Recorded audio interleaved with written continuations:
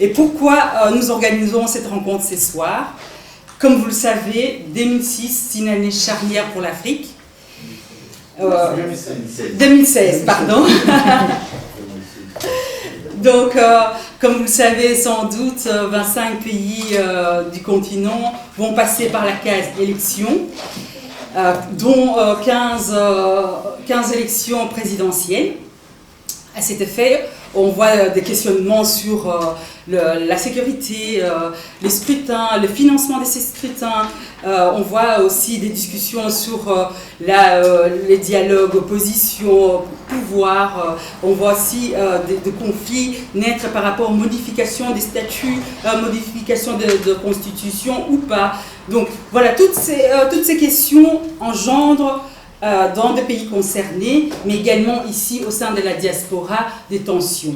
C'est dans ces cadres-là, exactement, que nous avons souhaité inviter des spécialistes, des experts sur cette question pour pouvoir notamment vous apporter quelques éléments de réponse, mais aussi nous voulons, en vous invitant ce soir, si ça vous intéresse, de faire partie de notre dynamique Forum Lisanga pour soutenir la société civile en Afrique dans ses aspirations des sociétés plus démocratiques. Voilà en quelques mots ce que je voulais vous dire. Merci pour l'organisation de cette soirée. Je retrouve des visages que j'ai vus hier soir sur un autre débat que la Fédération bruxelloise organisait, qui était sur la Syrie, sur la situation difficile que nous vivons actuellement de la guerre en Syrie et de la situation du Moyen-Orient. Et je pense que cette situation critique que l'on vit au Moyen-Orient a tendance à nous faire oublier sur la scène internationale qu'il y a des lieux dans le monde, et plus particulièrement en Afrique et dans cette région des Grands Lacs, où il y a des milliers, voire des millions de personnes qui ont été victimes de l'instabilité qui est vécue dans cette région. On parle aujourd'hui de la République démocratique du Congo, on peut parler du Burundi et de la crise que l'on vit actuellement au Burundi, et de manière générale, la situation au Rwanda également n'a pas toujours été et n'est certainement pas garantie en termes de stabilité. Et donc, pour nous au niveau européen, et en tout cas pour le groupe socialiste et démocrate, il nous semblait important de garder la question de l'Afrique, et plus particulièrement de l'Afrique centrale, à l'agenda. C'est d'ailleurs la raison pour laquelle le groupe SND organise la première semaine du mois d'avril, la semaine de l'Afrique. Et donc, je pense qu'on vous communiquera aussi les différentes rencontres qui seront organisées autour de ce débat sur l'Afrique, justement pour faire en sorte que d'un point de vue politique, je vais peut-être me mettre debout parce que je n'aime pas, il y a des gens de derrière que je ne vois pas. Et donc c'est important de pouvoir garder cela à l'esprit. Deuxièmement, c'est aussi important parce qu'il y a pas mal de processus électoraux qui sont en train de se passer sur l'Afrique de manière générale et sur la région des Grands Lacs en particulier. Le Burundi, on y avait déjà travaillé au niveau du Parlement européen avant les élections, pendant le processus électoral, après les élections, pendant la crise. Malheureusement, ça n'a pas évité la crise que l'on vit aujourd'hui, qui avait été prédite par pas mal d'ONG locales et qui malheureusement aujourd'hui a encore généré pas mal de morts, pas mal de déplacés, pas mal de réfugiés dans les pays voisins et surtout la population burundaise qui en souffre terriblement. Et donc, nous disons aujourd'hui au niveau du Parlement européen, attention, la dérive qui se vit aujourd'hui au Burundi pourrait se vivre en République démocratique du Congo si nous n'avons pas une position beaucoup plus claire au niveau de la communauté internationale. Ça ne veut pas dire que c'est la communauté internationale qui va régler la situation en République démocratique du Congo, donc on doit aussi tabler sur les acteurs locaux de la République démocratique du Congo, donc c'est ensemble qu'on doit pouvoir y travailler. Quand on dit ensemble, je pense qu'il est important d'associer l'Union africaine à nos débats, même si je sais qu'il y a beaucoup de critiques qui est formulée à l'attention de l'Union africaine aujourd'hui, surtout dans le jeu qu'elle joue par rapport à la question du troisième mandat, parce que c'est ce qui nous préoccupe particulièrement pour la République démocratique du Congo. Mais je pense qu'il est important de trouver malgré tout des alliés auprès de l'Union africaine pour pouvoir trouver des solutions sur la solution démocratique au niveau de la République démocratique du Congo. Et je pense qu'on a déjà eu l'occasion d'en parler avec Floribert. C'est important d'avoir des alliés africains sur la question du troisième mandat, parce que c'est vraiment la question de ce passage démocratique qui aujourd'hui est en jeu. Alors, qu'est-ce qu'on a dit au niveau de la communauté internationale et du Parlement européen en particulier? Dès le départ, le Parlement européen a pris une position qui est de dire nous ne pouvons accepter le troisième mandat simplement parce qu'il est anticonstitutionnel. Et malgré les différentes tentatives du régime actuel, qui était la première tentative qui a été de tenter de modifier la Constitution, eh bien les Congolais ont dit non. Et donc, si la démocratie congolaise a dit « nous ne voulons pas de modification de la Constitution », il n'y a pas de modification de la Constitution. Certains nous disent « mais et si ils avaient réussi à modifier la Constitution ?» Ça c'est la démocratie. S'il y avait eu une modification de la Constitution, ce qui par ailleurs a été le cas au Rwanda, vous savez, en Belgique on change la Constitution assez souvent, à l'initiative d'un certain parti souvent qui s'appelle la NVA, il n'y a pas un pays extérieur qui vient dire à la Belgique « oh, ça ne va pas, vos changements de constitution, c'est quoi cette histoire ?» Non, il y a une démocratie en Belgique qui fait qu'il y a des changements de constitution régulièrement, même si ça ne nous plaît pas, en tant que parti socialiste, il s'avère que on doit se plier à cette démocratie-là qui fait qu'il y a des changements de constitution. Donc si en RDC, le pouvoir démocratique avait abouti à un changement de constitution, on n'aurait pas pu dire grand-chose au niveau de la scène internationale. Ça n'a pas été le cas. Donc il n'y a pas eu de changement de constitution qui permet le troisième mandat.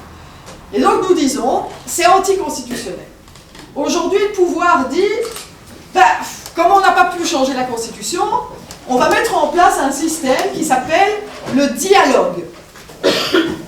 Qu'est-ce qu'il y a derrière le dialogue? J'ai bien aimé ce que le docteur Mukwege a dit récemment, en disant c'est quand même étrange qu'on commence le dialogue maintenant, alors qu'on est à 1 an des élections, alors qu'on aurait pu faire ce dialogue bien avant, qui aurait été un vrai dialogue. Un dialogue qui aurait mis les partis autour de la table et qui aurait été là pour chercher un certain consensus par rapport à un objectif politique et démocratique d'un pays. Ici, on sent bien que le dialogue tel qu'il est mis aujourd'hui sur la table n'est pas la recherche d'un projet de société pour les citoyens congolais, mais plutôt un dispositif qui garantirait au pouvoir actuel de rester au pouvoir encore pendant quelques années. Et donc c'est ce qui s'appelle le glissement, c'est de dire, tiens, finalement, est-ce qu'on est bien tenu d'organiser ces élections fin 2016?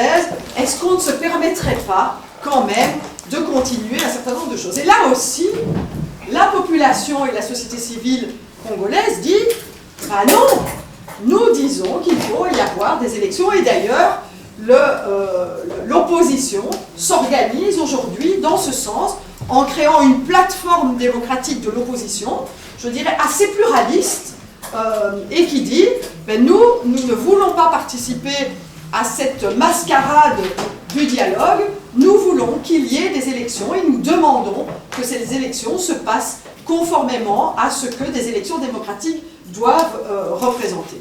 Et donc aujourd'hui, on a une opposition qui se structure, une majorité qui s'obstine, et donc on risque le pire, c'est-à-dire un affrontement entre une majorité qui veut à tout prix rester au pouvoir et une opposition qui a le soutien de la population congolaise et qui, je dirais, ira vers des mouvements qui seront des mouvements de contestation.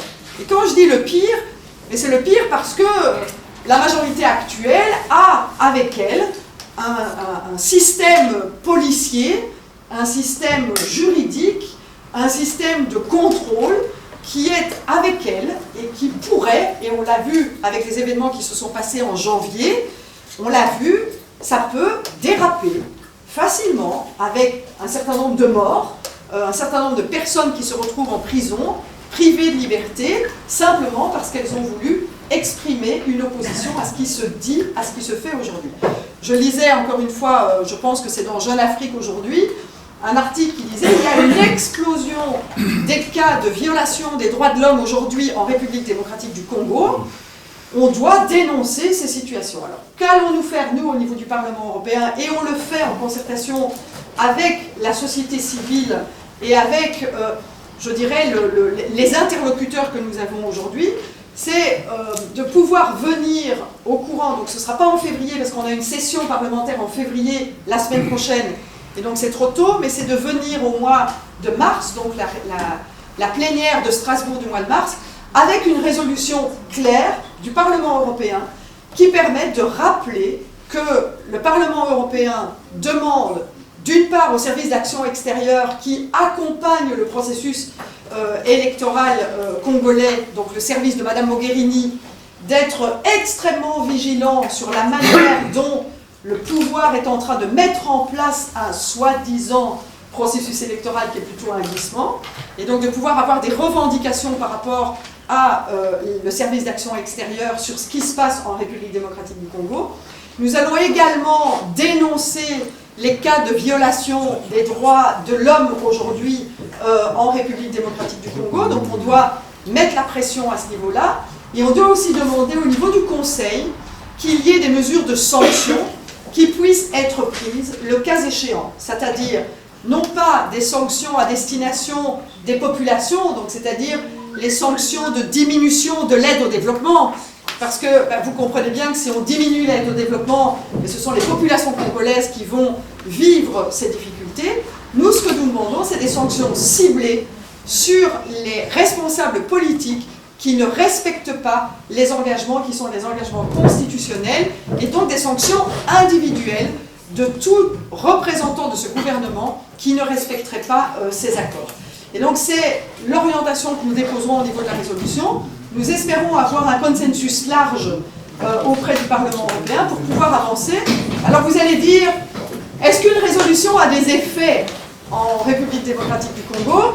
Alors c'est toute la difficulté, et je pense qu'à un moment donné, quand la communauté internationale, qui va aussi chercher des appuis au niveau de l'Union africaine, qui va aussi chercher des appuis au niveau des Nations Unies, voire d'autres partenaires, je pense que ça peut effectivement faire une certaine pression. Le Congo n'est pas un petit pays, c'est un pays qui est un pays important dans la stabilité de l'Afrique subsaharienne, de toute l'Afrique subsaharienne, et donc la communauté internationale doit impérativement prendre la mesure de ce qu'un dérapage pourrait générer pour le Congo, mais pour l'ensemble du continent africain et la réalité de l'Afrique subsaharienne. Et donc pour nous, c'est vraiment un enjeu qui est extrêmement important pour les populations, mais aussi pour une stabilité géopolitique qui est importante. Donc voilà le travail qu'on va mener au niveau du Parlement européen. Ce ne sera pas simple, il faudra aussi qu'on utilise la diplomatie au maximum, mais il faut vraiment guider les pas pour faire en sorte qu'on évite un dérapage qui soit un dérapage extrêmement dangereux pour les populations. Donc je passe la parole à Olivier. En février, on aura plus ou moins des élections au Bénin, au Niger, et puis en Ouganda. Ensuite, on aura à partir de mars, je crois, donc des élections au Tchad et au Djibouti. Inutile de dire qu'au Tchad, la situation en gros ne changera pas, d'autant plus que on sait très bien le rôle et l'implication géopolitique que joue Idriss Déby dans la stabilisation d'un certain nombre de luttes au niveau du sud du Sahara, c'est-à-dire la lutte contre le péril terroriste et djihadiste. Donc au Tchad, on est presque sûr que Idriss Déby va se succéder à lui-même. Au Congo, au Brazzaville également, avec Sassou, qui vient également de modifier la Constitution. La France, de son côté, a dû accepter au nom de la raison d'État. C'est-à-dire qu'il y a, au niveau endogène, il y a des réalités qui sont claires à nos États. Il y a un besoin de la part de la population d'aller vers une vie beaucoup plus libre, pluraliste et démocratique, mais de l'autre côté, nos États sont également soumis à des impératifs liées à la conjoncture internationale, à la raison d'État, et puis au rôle également des multinationales qui, comme vous le savez aujourd'hui, sont très très présentes dans la vie politique et économique de nombreux États africains. Dans le cas du Congo, de façon résumée, donc on a eu de 65 à 97 à peu près 3 décennies de la gouvernance de Mobutu au pouvoir qui s'est caractérisée, comme tout le monde le sait, par une gabegie financière, économique, une déroute à tous les niveaux, un pillage, une absence de démocratie. Mais tout ça, c'était normal parce qu'on était dans un contexte de la guerre froide où le Zaïre, à l'époque, était un État client, au sens où le Zaïre permettait de contenir, selon la logique anglo-saxonne, de contenir ce qu'ils appelaient le péril communiste. Mais à partir donc des années 70, suite effectivement à la chute des cours du cuivre, du cobalt et des matières premières, et surtout à la faillite de la politique économique et sociale avec les chantiers, la plupart du temps somptuaires, qui n'ont pas abouti, avec des éléphants blancs, on a assisté à la crise des finances publiques à partir de 80-90, et ça a entraîné des manifestations sociales et la contestation du régime.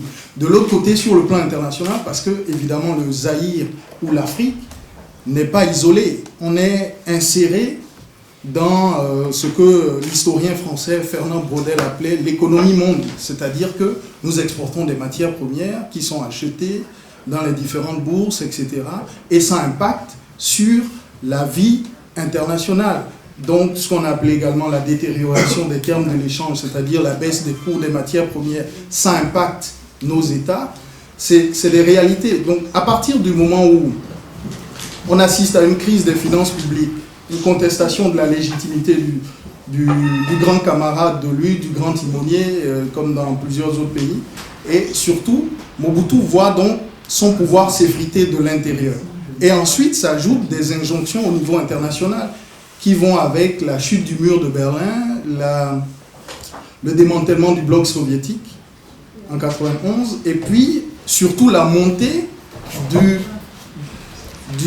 multilatéralisme au détriment du bilatéralisme. C'est-à-dire quoi? C'est-à-dire qu'avant, les États étaient souvent enfermés dans un certain tête-à-tête avec des pays qui étaient plus ou moins leurs partenaires. Le Zaïre, c'était avec les États-Unis ou la Belgique, Israël, etc. Mais à partir de 90, on assiste à la montée donc du multilatéralisme avec le FMI et la Banque mondiale qui deviennent partie prenante des politiques publiques d'un nombre d'États africains. Donc, la plupart des chefs d'État doivent souvent passer par Washington, donc souvent se faire humilier par des fonctionnaires qui leur demandent, suivant l'idéologie néolibérale, d'aller vers la privatisation, d'aller vers la réduction des budgets sociaux, etc., etc. Et tout ça, ça affaiblit les régimes en place. Alors, ce qu'on a constaté, c'est que suite à cela, on a convoqué, évidemment, l'exemple vient du Bénin, on a convoqué une conférence nationale des forces souveraines. Et cette conférence nationale des forces souveraines s'est enlisée avec des recommandations qui, pour la plupart du temps, n'ont pas été appliquées. Et ajouté à la maladie du président, à partir de 1994. Donc on a un génocide au Rwanda, mais la situation du Rwanda également impacte fortement la politique intérieure au niveau du Zaïre, parce que à partir du génocide au Rwanda, beaucoup de réfugiés qui vont déferler, vous connaissez l'histoire suffisamment, ça va évidemment créer un certain nombre de troubles, et ensuite, à partir de 1997, donc je fais un résumé, on aura l'attaque du Zaïre par l'Alliance des forces démocratiques de libération, l'AFDL, je crois. L'AFDL, exactement. Et donc l'AFDL avec donc, le soutien du Rwanda, qui est évidemment un allié des États-Unis, et puis de l'Ouganda, et des États-Unis, etc. Donc on va renverser le régime du président Mobutu. Alors, le président Kabila va venir au pouvoir, on connaît la suite, il va diriger le pays pendant quelques années, on va constater une certaine volonté d'autonomisation, et à partir de 1998, donc, il va rentrer en dissidence contre ses anciens alliés et ses partenaires. Et il sera assassiné donc 3 ans plus tard, c'est-à-dire en janvier 2001. Alors, en janvier 2001, son fils prend le pouvoir. Qu'est-ce qu'on constate? On constate justement que, à partir de cette période, on assiste à ce que je qualifie d'un leadership obscur et déficient. Donc, inutile d'appliquer aujourd'hui au Congo démocratique une grille d'analyse du processus démocratique comme celui qu'on a ici dans la plupart des sociétés dites développées. Aujourd'hui, la situation au Congo, c'est la situation d'une tragédie de la démocratie. Il n'y a pas de démocratie au Congo. Il y a des exécutions extrajudiciaires, il y a une concussion au niveau des élites gouvernantes, il y a la faillite des projets politiques. Quand vous prenez même sur le plan économique, vous avez aujourd'hui, il n'y a même pas de banque de développement au niveau du Congo démocratique. On est obligé de passer par la Banque mondiale. Je me tourne toujours vers la société civile pour poser la question. Je vais dialoguer sur la thématique. D'ici une semaine ou 2 semaines qu'on a parlé, quels sont les autres défis qui se sont ajoutés à ce que nous connaissons toujours. Et aujourd'hui, hier, j'ai eu le privilège de parler à une femme de la société civile, une femme qui a traversé un peu tout le courant de tout ce qu'on nous a raconté aujourd'hui, une femme qui était là avant, donc depuis Mobutu, qui a joué un rôle très important dans la conférence nationale souveraine, une femme qui était à Sun City, une femme qui était parmi les 3 personnes, je ne dis pas un groupe, mais 3 personnes qui ont pensé la fameuse marche du 16 février, qu'on commémore toujours et qu'on n'a pas su, qu'on ne saura pas commémorer aujourd'hui. Et alors elle m'a dit 2 choses. La première chose, si tu veux connaître les défis, va lire donc les recommandations et tous les combats que nous avons menés depuis, et tu vas voir que la société civile congolaise est toujours confrontée aux mêmes défis. Va lire l'évaluation des élections de 2006 et tu vas voir que ces défis n'avaient pas beaucoup évolué en 2011, c'était même pire, et que maintenant nous sommes toujours dans les mêmes défis. Et alors elle m'a dit aussi, tout le monde qui se met autour de la table, que ce soit la société civile internationale, nationale, tout ce que vous voulez, les politiques, alors il faut toujours se poser la question, on s'intéresse aux élections au Congo pour quel objectif? Il dit ça c'est très important, pour quel objectif? Parce qu'on peut être en train de parler de la même chose pour des objectifs très différents. Et donc il faut se poser cette question-là, se mettre d'accord sur cet objectif. À ce moment-là, on peut utiliser des stratégies différentes, complémentaires pour y arriver. Mais si on a des objectifs très différents, les autres, que ça soit caché ou ouvert ou tout ça, là, on va contribuer au fameux chaos qui est annoncé. Moi, je suis optimiste. Espérons qu'il n'y aura pas de chaos, qu'il y aura une sortie. Donc, je vais essayer de parler très rapidement, très brièvement de la jeunesse congolaise et du processus électoral à travers l'exemple du collectif Filimbi, le mouvement Filimbi, citoyen Filimbi auquel j'appartiens, qui va pouvoir matérialiser concrètement cette réalité-là. Commencer par dire d'abord que la jeunesse au Congo ou ailleurs en Afrique représente 60 à 70%, si pas plus, dépendamment de l'âge jusqu'où on va, de la population, de l'ensemble de la population des pays africains et de la République démocratique du Congo en particulier. Et en fait, le collectif Filimbi est né de l'absence de prise en compte des besoins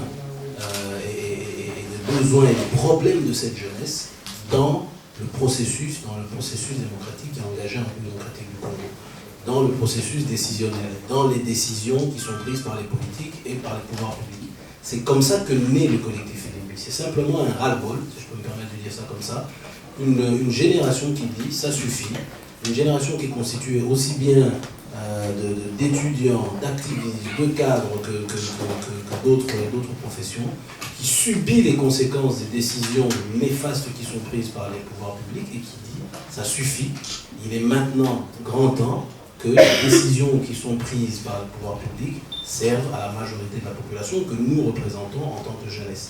C'est comme ça que naît en fait le mouvement Filimbi, et ça répond déjà à la place qui est donnée par les pouvoirs publics, à la place qui est donnée par le Congo à cette jeunesse congolaise dans ce processus.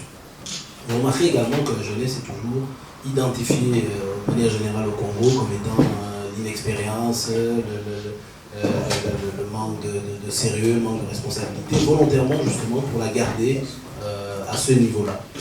Mais j'ai entendu des exposés qui parfois me bouleversent parce que c'est vrai que tout en écoutant, je pensais au dernier voyage qu'on a fait au Congo.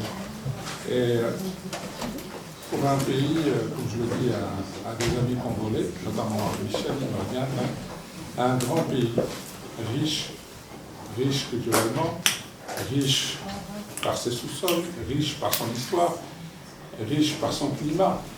Pour un Somalien, le Congo, c'est le paradis. En novembre 2016, il doit y avoir des élections en RD Congo.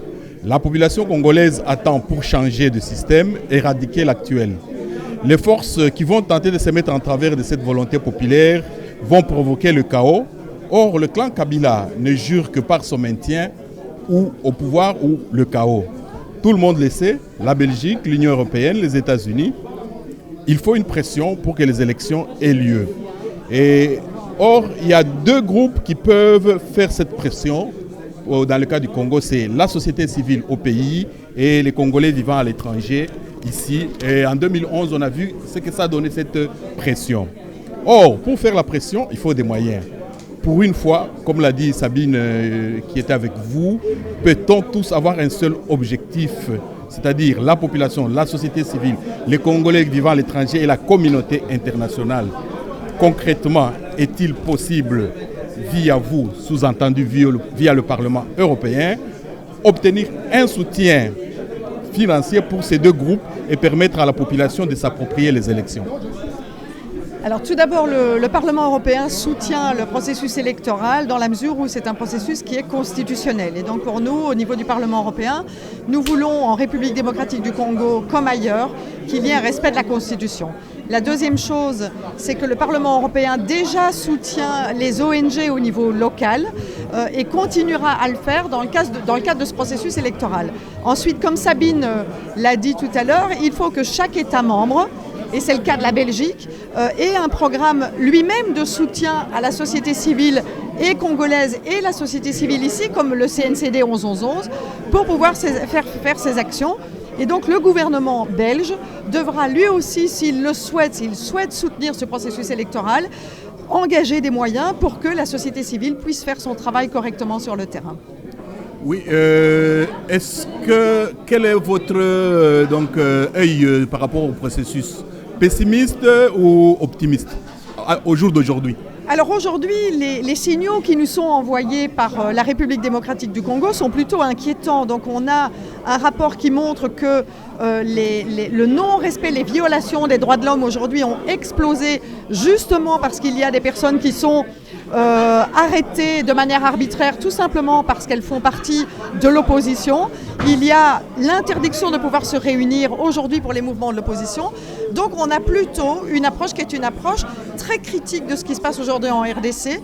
Il ne faudrait pas que cette situation dure et donc il faudrait qu'au courant du mois de mars, il puisse y avoir un échéancier clair qui soit donné par la République démocratique du Congo en matière d'échéancier électoral. Prochain rendez-vous avec la communauté congolaise sur le Congo et le Parlement européen? Alors on a une semaine de l'Afrique, la première semaine du mois d'avril, où on parlera bien entendu des processus électoraux. Merci Madame Maria-Arena. Merci à vous. Merci. Vos impressions? Mais c'était un débat constructif. La salle était pleine, les sujets intéressent vraiment les gens. Donc je pense que c'est vraiment un début qu'il faudra continuer parce que les gens avaient encore envie d'apporter des idées et voir dans quelle mesure soutenir la consolidation démocratique en Afrique. Est-ce que votre parti, le PS, a un partenaire en RD Congo? Quel parti soutient? Ou bien il est frileux?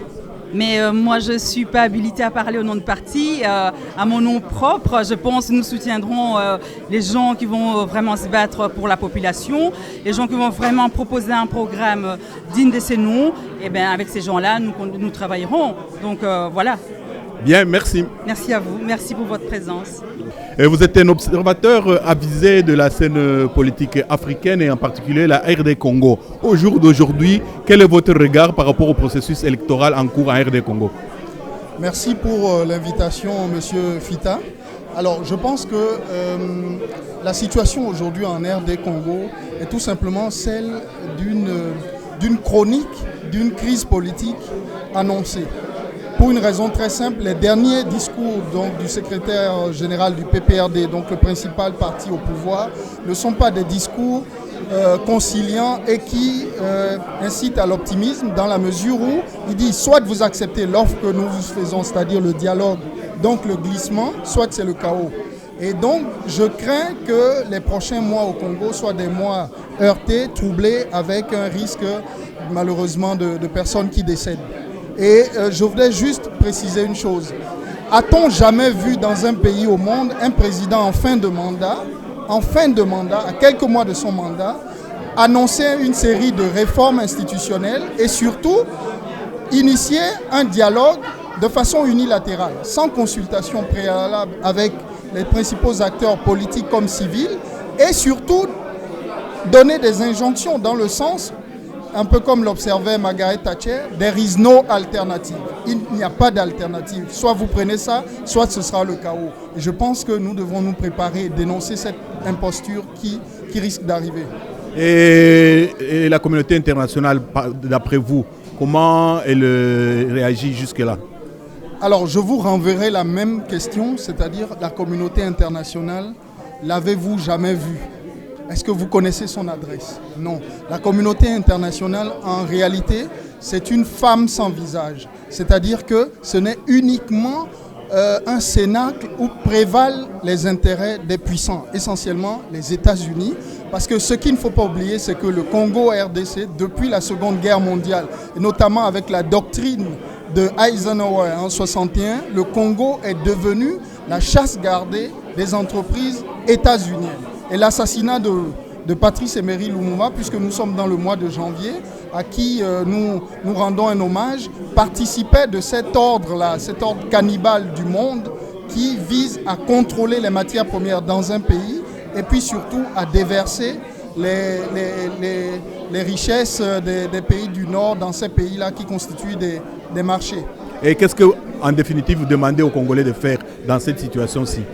Je demande au peuple congolais, si élection il devrait y avoir, et si le pouvoir en place s'entêtait, de boycotter massivement ces consultations électorales, parce que ces élections, pour moi, risquent d'être un véritable piège à con, dans la mesure où tout aujourd'hui est mis en place pour qu'on assiste à une mascarade électorale avec un pouvoir qui confisque les rênes de l'État et qui se perpétue et que Kabila reste au pouvoir de façon illégitime. Le peuple congolais doit aujourd'hui se mettre en tête que les élections dans nos pays sont une vaste entreprise de diversion. Ce qui importe, c'est d'abord avant tout la souveraineté de nos États, la souveraineté de nos peuples, à décider qui est bon pour eux et qui n'est pas bon pour eux. Et aujourd'hui, financer une élection à 1,2 milliard, alors qu'on sait que ça va principalement aboutir à une mascarade, je pense qu'il ne faut pas être intelligent pour savoir qu'il ne faut pas cautionner une telle entreprise de forfaiture. Merci. Ok, nous vous remercions.